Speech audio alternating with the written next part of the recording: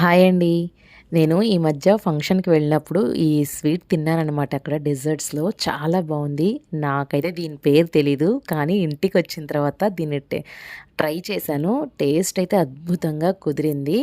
దీనికోసం ఫస్ట్ ఒక మిక్సీ గిన్నెలో మామిడికాయ ముక్కలు వేసుకున్నాను. కావాలి అనుకుంటే మీరు రసాలైనా గుజ్జు తీసి వేసుకోవచ్చు. 100 గ్రాముల పన్నీర్ ముక్కలు, ఒక కప్పు ఫ్రెష్ క్రీము. మీ దగ్గర పాల మీద మీగడుంటే అది గూడా వేసుకోవచ్చు. రుచికి సరిపడా పంచదార. ఇక్కడ మిల్క్ మేడ్ వేస్తున్నానండి. ఇది ఉంటే వేసుకోవచ్చు, లేదనుకుంటే స్కిప్ చేసుకోండి. పంచదార మన మామిడికాయ టేస్ట్‌ని బట్టి కావాలంటే తగ్గించుకోవచ్చు, పెంచుకోవచ్చు. కొంచెం యాలకుల పొడి, ఒక కప్పు పాలు వేసేసి మనం మిక్సీ మూత పెట్టేసుకొని మెత్తగా మె మెత్తగా ఎంత మెత్తగా అయితే అంత మెత్తగా చక్కగా ఒక ప్యూరీలాగా చేసుకోవాలనమాట. నాకు దీని పేరైతే నిజంగా గూడా తెలీదు. ఫంక్షన్స్‌లో చాలా రెసిపీస్ ఉంటాయి. వాటిని అన్ని పేర్లు గుర్తుపెట్టుకోలేం గదా! నాకు నిజంగా గూడా గుర్తులేదు.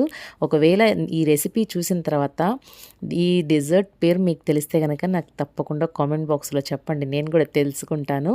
నాకు తెలిసి ఇదే ప్రాసెస్‌లో షాతూత్ మలాయి, మనకి సీతాఫల్ మలాయి సేమ్ చేస్తా ఉంటారు. మేబీ దీన్ని మ్యాంగో మలాయి అంటారేమో, నాకైతే తెలీదు. టేస్ట్ అయితే అద్భుతమండి. చాలా బావుంది. మౌత్ మెల్టింగ్ రెసిపీ అనమాట. ఇది అట్లా ఒక గిన్నెలోకి తీసేసుకొని చక్కగా సెట్ చేసుకోవాలి. సెట్ చేసుకున్న తర్వాత మన దగ్గర మామిడికాయ ముక్కలు ఉంటాయి కదా! అవి చిన్న చిన్న చంక్స్ లాగా కట్ చేసేసుకొని ఈ విధంగా గార్నిష్ చేసుకోవాలి. గార్నిష్ అనేది మన ఇష్టం అండి. ఎన్ని ముక్కలైనా వేసుకోవచ్చు, ప్రాబ్లం లేదు. ప్రతి ఒక్క బైట్‌లో ఆ మామిడికాయ ముక్కలు తగులుతుంటే ఆహా! ఎంత బావుందో.